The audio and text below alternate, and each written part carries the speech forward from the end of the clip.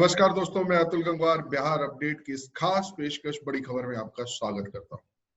बड़ी खबर पे आज हमारे साथ बिहार की तमाम छोटी बड़ी खबरों पर चर्चा करने के लिए मौजूद हैं वरिष्ठ पत्रकार रवि पाराशर जी। रवि जी, आपका स्वागत है। धन्यवाद अतुल। और साथ ही हमारे साथ मौजूद हैं सोशल मीडिया एक्सपर्ट मनीष वत्स जी। मनीष जी, आपका भी स्वागत है। जी धन्यवाद। आज देश के प्रथम राष्ट्रपति डॉक्टर सर्वपल्ली राधाकृष्णन जी का जन्मदिन है, जिसको पूरा देश शिक्षक दिवस के रूप में मनाता है। तो आज हम अपने तमाम गुरुओं को, जिनसे हमने जीवन में छोटी बड़ी शिक्षाएं प्राप्त की हैं, जीवन को जीने की गति सीखी है, सर्वप्रथम अपने माता पिता, अपने गुरुओं को प्रणाम करते हैं। मनीष जी, चलिए आपसे ही शुरू करते हैं। आप बताएं कि क्या है आज सोशल मीडिया पर चर्चा में। जी, बिहार को लेकर एक महत्वपूर्ण खबर है जो कि सोशल मीडिया पर, ट्विटर, फेसबुक पर चर्चा में। कल मुख्यमंत्री नीतीश कुमार ने घोषणा की थी कि प्रदेश में किसी भी SC ST की हत्या होगी तो सरकार उनके परिजन को सरकारी नौकरी देगी। तो ये लोगों में चर्चा का विषय है कि आखिर मतलब इसका कोई मतलब निकला नहीं। हालांकि ये चुनावी घोषणा है, चुनाव का समय है, तो सब लोग SC ST को अपने पाले में लाने के लिए हर संभव प्रयास कर रहे हैं। लोजपा के बगावती तेवर को देखते हुए शायद, और दलित वोटों पे अपनी पकड़ मजबूत बनी रहे, इसके लिए शायद नीतीश कुमार ने इसकी घोषणा की होगी। ये पूरे सोशल मीडिया में, फेसबुक, ट्विटर पे चर्चा का विषय है। दूसरी खबर है, सुशील कुमार मोदी ने फिर राजद और कांग्रेस पे हमला बोला है और बिहार के विकास में, उनके 15 साल के शासन में बिहार में कुछ भी विकास नहीं हुआ। यहाँ कुछ भी आर्थिक गतिविधियां और औद्योगिक गतिविधियां डेवलप नहीं हो पाई, इसके लिए उन पर हमला बोला है। इसके अलावा तेजस्वी यादव ने नीतीश कुमार पे हमला बोला है कि आखिर किस तरह से उनके 15 साल के शासन में बिहार में अपराध की घटनाएं बढ़ती जा रही हैं, बढ़ती गई। और एनसीआरबी के डाटा का उल्लेख करते हुए उन्होंने कहा है कि पिछले 15 साल में बिहार में जितनी अपराध की घटनाएं बढ़ी हैं वो वाकई चिंताजनक है। इसके अलावा लालू यादव ने भी व्यंग के माध्यम से भाजपा और नीतीश कुमार पे हमला बोला है। खबर आ रही है कि राजद महागठबंधन में रालोसपा ने अपने सीटों की डिमांड वाली लिस्ट राजद को सौंपी है।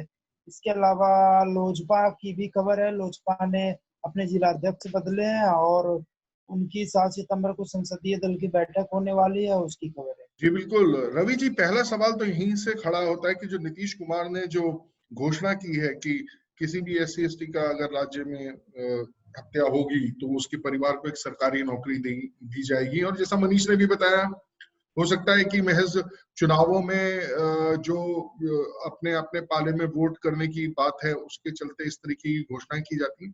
पर क्या आपको लगता है कि ऐसी लोक लुभावन जो घोषणाएं होती हैं उनका कोई दूरगामी प्रभाव, दूरगामी असर पड़ता है? क्या ये ठीक है कि कुछ वोटों को पाने के लिए आप बाकी चीजों को नेग्लेक्ट करें? जी अतुल जी, बिल्कुल आपका कहना सही है। सरकारें जो या कहें कि राजनीतिक पार्टियां चुनाव से पहले जो गठबंधन बनाती हैं या दूसरे पार्टियों में तोड़फोड़ करती हैं, उतना तो मुझे लगता है कि ठीक है।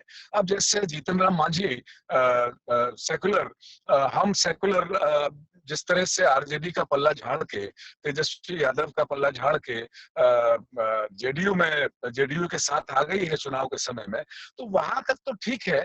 और जो 16% दलित और महादलित कुल बिहार में वोट है, उसको लेकर के जो उस वोट को पाने के लिए जो रस्साकशी सत्तारूढ़ गठबंधन कर रहा है, वो भी मुझे सही लगता है। लेकिन ये जो इस तरह की घोषणा है, एक तो सरकारों को नैतिक अधिकार है भी या नहीं, संवैधानिक अधिकार है भी या नहीं, ये भी देखना पड़ेगा।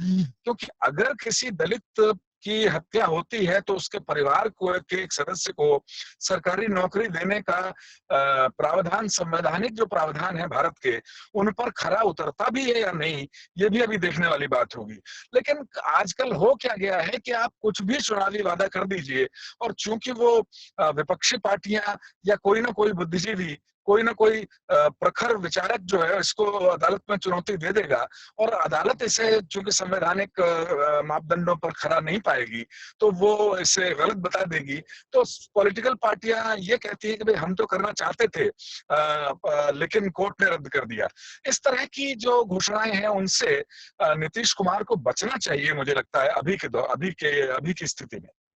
जी बिल्कुल, बचना चाहिए। वहीं दूसरी ओर इस तरीके की एक तरफ नीतीश लोकलुभावन घोषणाएं कर रहे हैं, दूसरी ओर जो सत्तारूढ़ गठबंधन है उसके अंदर आपस में जो मतभेद हैं वो बढ़ते दिखाई दे रहे हैं। जब जीतन राम मांझी ने ज्वाइन किया जेडीयू तो उसके बाद लोकजपा का जो एक पहला रिएक्शन था वो उससे खुश नहीं थे, और वो उन्होंने क्या कहना ये था कि वो जेडीयू के खिलाफ अपने उम्मीदवार उतारेंगे। और वहीं जीतन राम मांझी ने अब नीतीश कुमार की ओर से मोर्चा संभाल लिया है और वो अब ताल ठोक कर मैदान में खड़े हो गए। उनका कहना यह है कि नीतीश के खिलाफ कोई बात बर्दाश्त नहीं करेंगे, वो नीतीश का हाथ मजबूत करने के लिए आए हैं, कोई दल रहे ना रहे।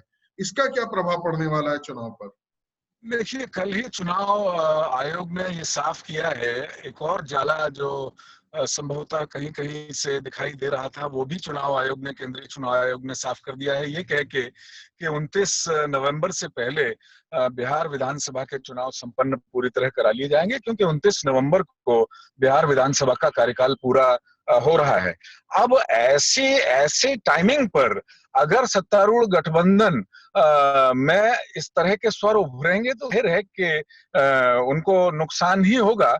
लेकिन चूंकि जीतन राम मांझी अभी बात तो उनकी नीतीश कुमार से काफी समय से चल रही थी, अभी ताजे ताजे इसमें आए हैं, और लोक जनशक्ति पार्टी लगातार जनता दल यूनाइटेड पे, आपको याद होगा जब चुनावों की आहट भी नहीं सुनाई दे रही थी तब लोक जनशक्ति पार्टी के एक जिलाध्यक्ष ने ये कह दिया था कि भाई हमारा तो कोई दिक्कत ही नहीं है, हमारा चेहरा तो नीतीश कुमार होंगे। तो चिराग पासवान ने लोक जनशक्ति पार्टी के उस जिलाध्यक्ष को पद से तत्काल बर्खास्त किया था। तो चिराग पासवान या कहें कि लोक जनशक्ति पार्टी का जो रवैया है जनता दल यूनाइटेड को लेकर के कम से कम काफी शुरुआत से ही तलखियों भरा रहा है, और यह भी कहीं ना कहीं माना जा रहा है कि दिल्ली में भारतीय जनता पार्टी का समर्थन चिराग पासवान के जो टेढ़े सुर हैं उसे लेकर के उन्हें मिल रहा है। बीजेपी चिराग पासवान या एलजेपी को लेकर जेडीयू के कान मरोड़ने की स्थिति हालात बनाने के फिराक में दिखाई देती रही है। लेकिन अब जबकि चुनाव बिल्कुल अवश्यंभावी है, समय पर होना है, इस तरह की जो खटर पटर है वो नहीं होनी चाहिए। और एक जो वजह साफ और स्वाभाविक लगती है कि एलजेपी का भी जो वोट आधार है वो दलित वोट ही हैं, और जीतन राम मांझी अगर जेडीयू के साथ आए हैं तो उनका जो जनाधार है वो भी दलित और महादलित ही हैं।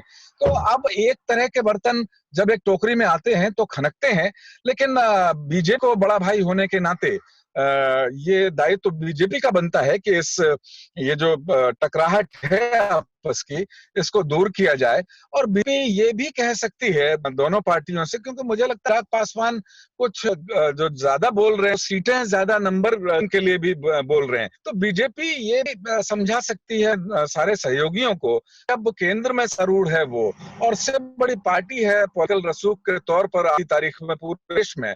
और अगर बिहार में वो जनता दल यूनाइटेड से कम सीटों पर सहमत है, प्रधानमंत्री मोदी भी ये कह चुके हैं कि बिहार में कोई अकेली पार्टी लड़कर नहीं जीत सकती, तो ऐसे में अब बीजेपी और जेडीयू का दायित्व रहता है कि अपने अंदर जो खटपट चल रहे इसको जल्दी से संभालें, क्योंकि कोरोना और बाढ़ को लेकर वैसे सरकार प्रति जनता का रुख काफी नाराजगी भरा है। स्वास्थ्य की सेवाएं जानते हैं बिहार में कैसी हैं, और करीब करीब 1 करोड़ आबादी इस समय बाढ़ से बुरी तरह बिहार में प्रभावित है, तक भी राहत का सामान बहुत सुचारू रूप से नहीं पहुंच रहा। तो एक तो नाराजगी, और अपने गठबंधन में ही अगर ये शांति नहीं कर पाएंगे, फिर मैसेज बहुत गलत जाएगा और इसका नुकसान सत्तारूढ़ गठजोड़ को चुनाव में उठाना पड़ सकता है। जी, बीजेपी में भी दो तरीके के स्वर हैं अभी। सुशील मोदी का कहना यह था कि बिहार में कोई भी दल अपने दम पर सरकार नहीं बना सकता। वहीं मंत्री और सांसद आरके सिंह ने कहा है कि भाजपा अगर चाहे तो अपने दम पर चुनाव लड़कर सरकार बना सकती है, लेकिन क्योंकि उनका जदयू के साथ गठबंधन है, उसे वो तोड़ेंगे नहीं, इसलिए वो कहीं ना कहीं मिलकर चुनाव लड़ना चाहते हैं, ऐसा उनका कहना है।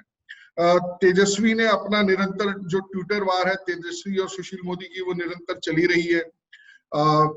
तेजस्वी ने बड़े हमले किए हैं। मनीष, उसके संदर्भ में आपका क्या कहना है? किस प्रकार से तेजस्वी और सुशील मोदी की जो ट्विटर वार है उसके अंदर लोगों की क्या प्रतिक्रिया है? जी, सुशील को जहाँ तक बात है तेजस्वी यादव लगातार बिहार में अपराध, बेरोजगारी, भ्रष्टाचार की बातें कर रहे हैं और इसको लेकर सुशील कुमार मोदी और नीतीश कुमार पे हमला करते जा रहे हैं। जहाँ तक भ्रष्टाचार, बेरोजगारी, अपराध की बात है तो राजद भी 15 साल सत्ता में रही है और जिस तरह से सत्ता में 15 साल राजद रही है और उनका जो शासन था और उनके शासन में जो अपराध हुए थे, जो भ्रष्टाचार चरम पर था, जो बेरोजगारी की स्थिति थी, अगर ऐसी चीजें जब उनके खुद के शासन में थे, उनके जब पिता मुख्यमंत्री रहे, उनकी माताजी मुख्यमंत्री रही, ऐसे में तेजस्वी का कोई अधिकार नहीं है कि वो बेरोजगारी, भ्रष्टाचार और अपराध की बात करें। अपराध की बात हो 90s के दशक में जो भी लोग बिहार में थे, हालांकि मैं उस समय बहुत छोटा था, लेकिन मुझे याद है कि खबरें में पढ़ा करता था कि किस तरह से फलाने गांव में इतने लोगों की हत्या हो गई, फलाने गांव में इतनी नरसंहार हो गया। मतलब कहा जाता है कि लगभग उनके शासन में 118 नरसंहार हुए हैं। तो जिनके शासन में इतनी बड़ी घटनाएं हुई, 50-50 लोग एक एक गांव के 50-50 लोगों की हत्या कर दी गई। वैसे लोग अगर अपराध की बात करते हैं तो निश्चित तौर पे सोशल मीडिया या फिर कहीं भी लोग जब चर्चा करते हैं तो उनको हंसी आती है कि जिन्होंने खुद जिनके जिनके खुद घर शीशे के बने हों, दूसरे को घर पे पत्थर कैसे फेंक सकते हैं, ऐसी यही वाली कहावत उन पर लागू होती है। तेजस्वी के जब पिताजी मुख्यमंत्री थे या माताजी मुख्यमंत्री थी, तो लोग शाम में 5 बजे के बाद घर से निकलना भी गवारा नहीं समझते थे। कब किनकी हत्या हो जाए, किस नाम पे हत्या हो जाए, जाति पूछ कर हत्या हो जाए, इसका डर था। प्रदेश में बलात्कार, हत्या, लूटपाट, ये सब आम घटनाएं हो गई थी। जहाँ तक भ्रष्टाचार की बात है तो लालू यादव, तेजस्वी यादव के पिताजी हैं, वो रांची में किस लिए बैठे हैं, किस लिए रांची के जेल में है, तेजस्वी यादव बखूबी जानते ही होंगे। भारत के संविधान और कोर्ट ने उनको जिस के लिए सजा दी है, वो कोई स्वतंत्रता सेनानी नहीं हुआ करते थे, उन्होंने भ्रष्टाचार किया था और उसी भ्रष्टाचार के एवज में वो आज सजा याफ्ता है। तो निश्चित तौर पर ये भी एक बात है जो लोग जो उनके ट्वीट पर हंसते हैं, उनके उठाए हुए बातों पे हंसते हैं। बात जहाँ तक सुशील कुमार मोदी की है तो निश्चित तौर पे ये कहा जा सकता है, लोग कहते हैं कि अगर राजद के शासन की तुलना अगर नीतीश के शासन में की जाए, 15 साल वर्सेस 15 साल किया जाए, तो निश्चित तौर पे स्थितियां सुधरी है। हालांकि स्थितियां सुधरी है लेकिन सब कुछ कंट्रोल में आ गया है, ये भी नहीं कहा जा सकता। दूसरी एक महत्वपूर्ण बात है कि राजद के शासन में कई बार ऐसा होता था कि घटनाएं जो एनसीआरबी का डाटा जो तेजस्वी यादव दे रहे हैं, अगर उसकी बात की जाए तो कई ऐसी घटनाएं होती थी जो दर्ज ही नहीं होती थी। एनसीआरबी के पास वही डाटा होता है जो थाने में केस रिपोर्ट होते हैं, जो घटनाएं दर्ज होती है या फिर जो घटनाएं मीडिया में आती है। उसमें ऐसी स्थिति थी कि लोग डर से घटनाओं को दर्ज भी नहीं करवाते थे, एफआईआर तक नहीं हो पाता था। तो इस मामले में स्थिति तो निश्चित तौर पे सुधरी है कि लोग एफआईआर कर रहे हैं, लोगों के एफआईआर दर्ज हो रहे हैं। उस समय तो दर्ज करने जाते थे, एफआईआर तो दर्ज भी नहीं होती थी। तो इसलिए बिहार का डाटा थोड़ा ज्यादा है, अपराध की घटनाओं का डाटा उनके मुकाबले यहाँ ज्यादा होगा। लेकिन स्थितियां उनके मुकाबले काफी सुधरी हुई है। लोग अब तो लोग 10-10 बजे रात को, 11 बजे, 12 बजे रात में कभी भी कहीं भी जा सकते हैं। लोगों को जाति पूछकर उनकी हत्या नहीं होती। लोगों की लोगों का नरसंहार नहीं होता। गांव के गांव साफ नहीं कर दिए जाते। तो शोरूम लूट लिए नहीं जाते हैं। तो स्थितियां थोड़ी सुधरी है, लोग इस बात को मानते हैं। हालांकि भ्रष्टाचार की बात है तो नीतीश के शासन में भी बहुत सारे भ्रष्टाचार सामने अभी आए हैं, लेकिन वो कोई साबित नहीं हो पाया। लेकिन भ्रष्टाचार सामने आया है। जहाँ तक नीतीश कुमार की बात है, जहाँ तक एक मुख्यमंत्री की बात है, चाहे सुशील कुमार मोदी की बात है, तो मुख्यमंत्री या उप मुख्यमंत्री पर कोई ऐसा आरोप नहीं लगा है कि, या फिर कोई ऐसा भ्रष्टाचार के डायरेक्ट आरोप नहीं लगे हैं जो कहा जा सकता है कि एक संस्थागत भ्रष्टाचार का रूप है। भ्रष्टाचार बिहार में ही नहीं, पूरे देश में कहीं ना कहीं स्थितियां बढ़ी है, कहीं घटी है। वो डिपेंड करता है कि आपके अंदर आप नौकरशाह कैसे हैं और नेता कैसे हैं। तो उसके आधार पर अगर भ्रष्टाचार बढ़ रहा है तो कोई भी सरकार, कोई भी मुख्यमंत्री, कोई भी उप मुख्यमंत्री अपने स्तर पर प्रयास कर सकता है। भ्रष्टाचार निर्मूल करने का किसी के पास कोई यंत्र नहीं है कि कर सकती।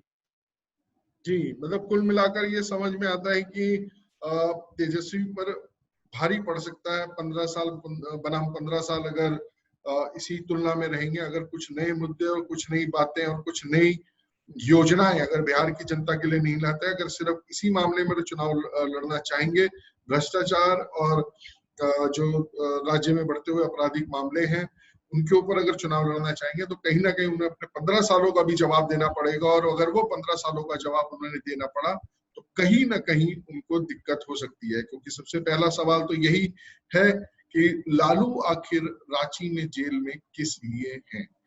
तो खैर, बिहार अपडेट में की बड़ी खबर में आज के लिए सिर्फ इतना ही। मनीष जी, रवि जी, आप हमारे साथ इस चर्चा में आज जुड़े, आप दोनों का धन्यवाद। आप भी हमारे साथ अपनी खबरों को शेयर कर सकते हैं। आप हमें ईमेल करें biharupdate@gmail.com पर, और इसी के साथ आप हमारा मोबाइल ऐप भी डाउनलोड कर सकते हैं गूगल प्ले स्टोर से और बिहार अपडेट का, और उसके माध्यम से भी हमारे साथ जुड़ सकते हैं। आज के लिए बस इतना ही, धन्यवाद।